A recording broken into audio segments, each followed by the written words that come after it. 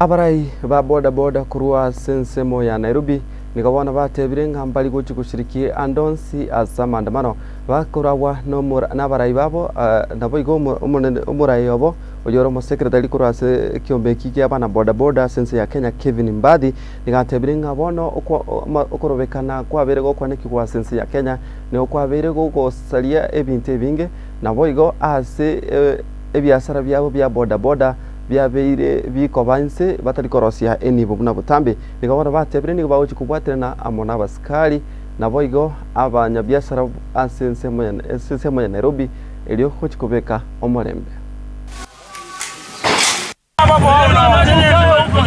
malipo ni hapa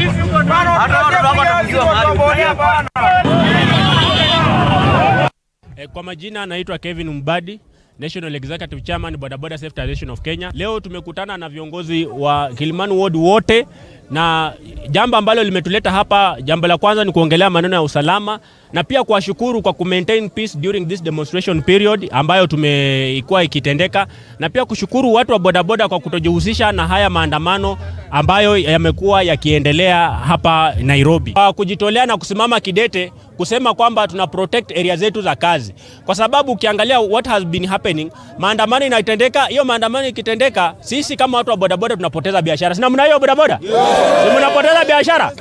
Mnataka maandamano ama mtaki maandamano? Yes. Kwa majina naitwa Bosco Nyamweya, mwana boda boda hapa Kilimani Kileleshwa Ward.